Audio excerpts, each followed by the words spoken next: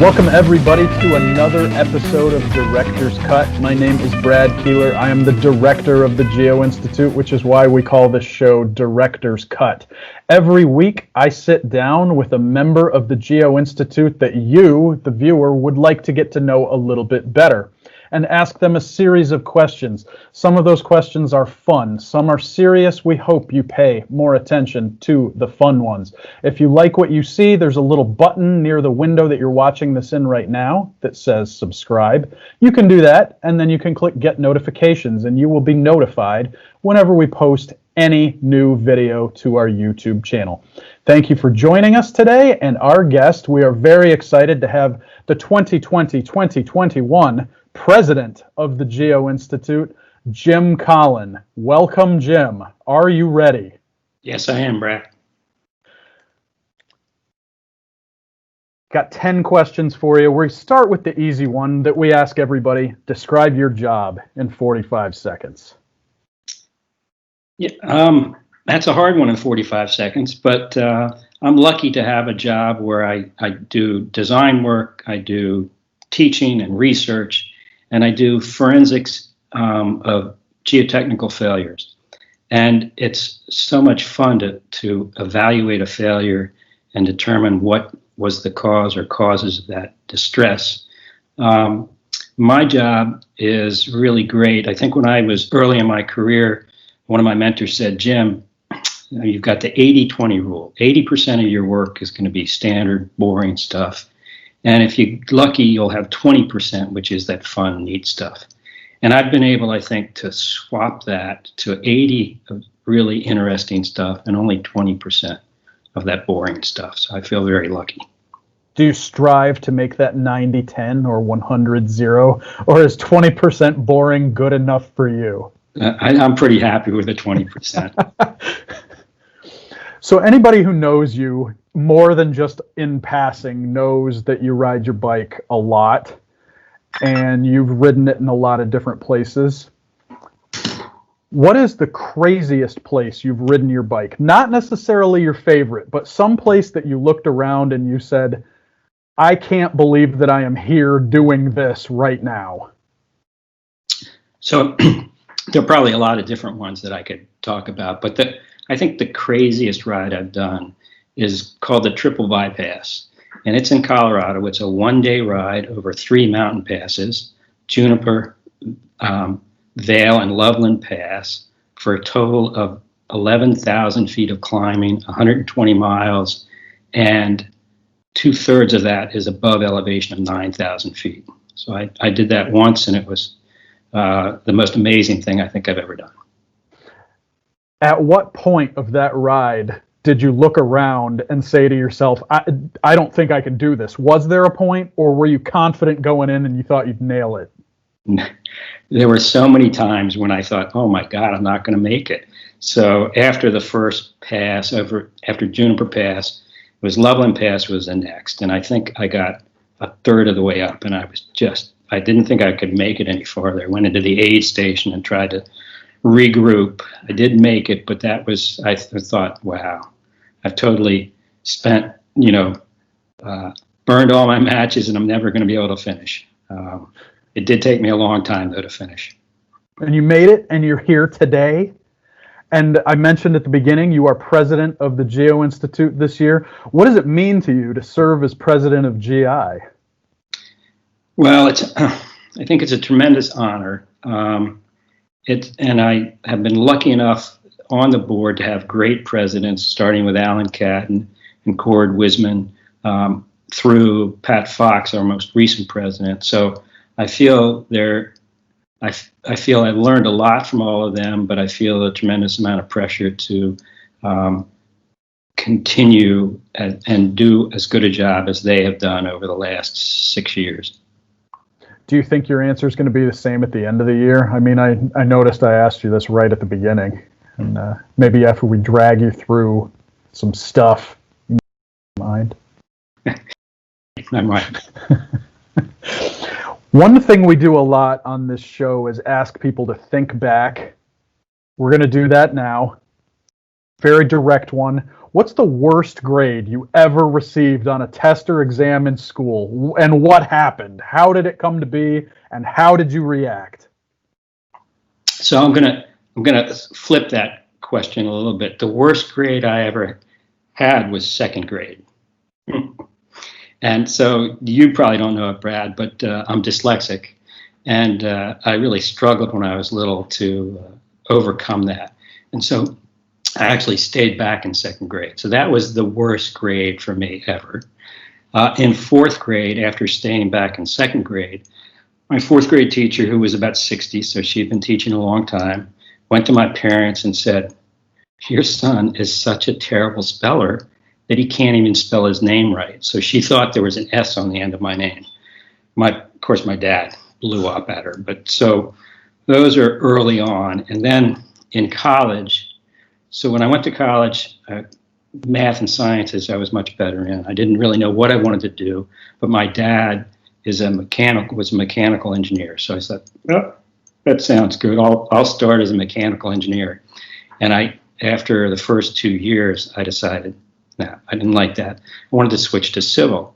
So I went to my advisor, and of course, this is way back in the 70s. So he pulled out a manila folder with my records in it. He looks at it and he says to me, "Jim, you're not failing anything. Why do you want to switch to a civil engineer?" So there you have it. The follow-up question there, I think, is after people figured out that you were dyslexic, what did you have a light bulb moment after that where you were like, whoa, this is going to be a huge improvement for me? Or was it much more gradual and something that you overcame over a long period of time? That's a great question. So I had tutors, galore when I was in grade school, and none of them worked. They were, they basically they tried, but it was worthless. And then in seventh grade, something internally happened, and I was able to kind of compensate for my dyslexia. And I went from this really mediocre all C student to a all A student. My parents they didn't think they had the same kid, but so it was just, I think, some way that I learned how to compensate for that. Another past question. What is your favorite place that you've traveled to? And I thought about making this one your favorite place that you've traveled to for fun, because I don't know that I want you to talk about a retaining wall in Tibet that was amazing that you saw. But I left that off. I'm leaving it open to you. What's your favorite place you've traveled to, and what did you do there?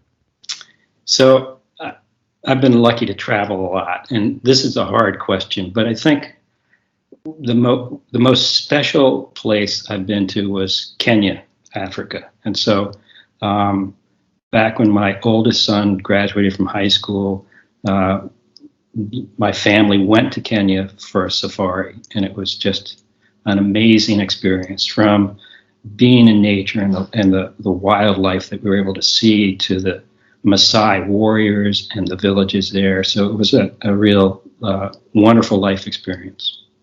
And what was you mentioned the animals. What was the craziest animal sighting you had?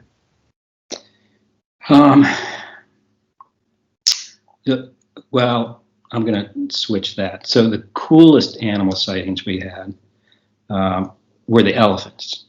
Now, you might think, wow, you can go see the elephants in the zoo, big deal. But the elephants were such a community, and it was just amazing. Like the little elephants were taken care of by just adults. It was just an amazing thing. So that was I think that was, my wife and I would both agree that our favorite sighting was, and getting to kind of see them in the wild. And that's a pretty solid graduation present there for your kid. I got to go to Toronto for 3 days, which was not exactly the same. There were no wild animal sightings. So that's our oldest son, and our second son, Trevor, went also, but it was like, so this wasn't really a graduation present for my older son, because we weren't going to repeat it for Trevor, but it was just a great experience that we chose to do. Either way, that's pretty good. Another Another retro question. How did you get involved in GI and ASCE? So, I'm pretty old, so GI wasn't around when I started with ASCE. So I got involved in the local chapter of ASCE back right out of college, my first 5 years in work. And I'm not sure exactly how I got started there, but I did. And I, in that local chapter, I did, work myself into kind of the leadership there. So that was at a really young age. And then through the GI, I think throughout my career, I've been involved with Geosynthetics, and I got involved with the Geosynthetics committee, and kind of one thing led to the other. And now I'm here as the president.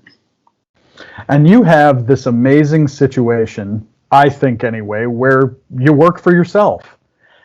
Can you tell everybody how that came to be? When was it, and what do you think of it now? So, yeah, I'm so lucky to work for myself. I agree. 25 years ago, I've been in practice 25 years. The job I had before starting my practice was in Atlanta, Georgia, and I had been there for 4.5 years, and my family didn't like Atlanta at all. And my wife basically said, I'm leaving you unless we move back to DC area. So that was the catalyst, if you will. Good job there that got me international exposure, and I decided I was at the point where starting my own practice made some sense. So now back to the present. Maybe you developed this during the current pandemic and quarantine and everything. What talent do you have that very few, if any, people know about? So I'd say probably more people know about it, but I coached my sons when they played little league sports a long time ago. And then I was fortunate enough to take over and be the head lacrosse coach for a high school here in the Washington, D.C. area for 7 years. And I think that and I think I'm a good engineer, but as good as an engineer I am, I'm a better coach. And so that's, if I was independently wealthy, I think I would have just preferred to stay as a coach. Are you a player's coach, or a Ditka out there? No, I'm definitely a player's coach. I mean, I had so much success because my players wanted to win, I think, as much for me as themselves. So I hope to bring some of that team building to the GI board. So now a geosynthetics question. Is there any place on Earth where you wish you would see fewer geosynthetics? No. So, in fact, I wish I saw more geosynthetics in fill placement. So, slopes, for example, for highway overpasses, for all of those slopes that we see in the Washington, D.C. area that are overpasses that in the spring or fall, when they get saturated, have these little superficial failures. If we just use geosynthetics in those as secondary reinforcement, we never see that again. So I'm flip-flopping on you on that. So Metropolitan Washington Council of Governments, if you are watching, that message was for you. And actually, VDOT, one of my colleagues there is just, I think he's going to implement this sort of thing there for all VDOT projects. So stay tuned. Excellent. Yeah. Kind of a fun one here. I've always appreciated you on the board because you have the most similar hairstyle to me. What is the longest your hair has ever been, and when was it? So I'm going to answer that again, kind of flip-flopping. So when I went to high school here in the Washington, D.C. area, I went to a school that had a dress code. So I wore a coat and tie. Couldn't wear blue jeans. They could be corduroy. And my hair could not be over my collar. So And when I was a little kid, I had a crew cut all the time. My parents, I don't know if they thought it was good. So the longest my hair was ever was in college, of course, and it really wasn't long. It was parted down the middle. I don't think it was really shoulder length, but it was certainly 5 to 6 inches long. So it's never been really that long. So now we always have a bonus question that I don't tell the person about in advance. And you mentioned high school, and I know what high school you went to. For those of you who weren't in the DC area before about 20 years ago, it used to be a lot different than it is now. Do you have a crazy DC story from the 60s and 70s or even the 80s that's wild that people who live here now would not believe?